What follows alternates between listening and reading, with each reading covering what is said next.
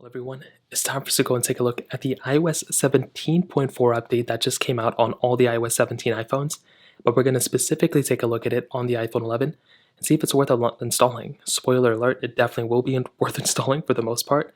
So the big thing here is how big this update was. Coming from iOS 17, the betas before, I was getting, I don't even remember, it was like 6.04 gigabytes. It's not going to be this big for you.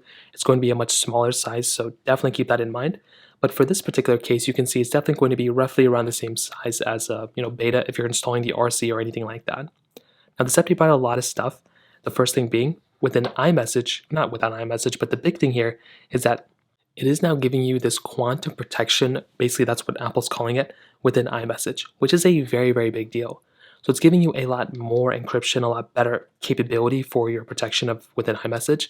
So if you're somebody who uses iMessage a lot, which is basically every single iPhone user, you are probably going to be better off if you install iOS 17.4 to get that secure version of software, and this is basically going to be happening on the iPhone 11. On top of that, you are also going to be getting several new emojis as well. Apparently there's 28 new emojis within this version of software. I'm surprised they're still coming up with newer emojis, which is pretty crazy.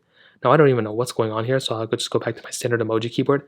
There should be 28 new ones being able to be had within this particular version of software, which is genuinely very awesome. So that's something that's very cool that's happening within this version of software too, which is actually a very, very cool thing.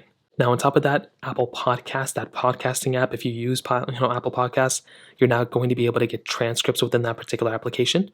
There's a new redesigned, battery health option for the iPhone 15s only. It is not supported on this particular iPhone, but just giving you a heads up, if you plan on getting an iPhone 15, there's going to be a new option here that shows you if your battery health is normal or not, which is pretty cool. There's also some pretty big updates within stolen device protection. So if your iPhone ever gets stolen, basically you now have a few more updates there. And Siri can now actually respond in multiple different languages. So now if you're going through and actually contacting Siri or whatever, you can actually go through and have it contact you or whatever the case is, and they can respond to you in different languages now, which is genuinely very cool. There were some other updates where this particular device isn't really supported at, things like spatial video stuff, and I think also video reactions that is not supported on this iPhone. So overall, I would definitely recommend installing this particular update. I plan on doing a battery comparison this time around too, so that should be able to be out tomorrow or the day after.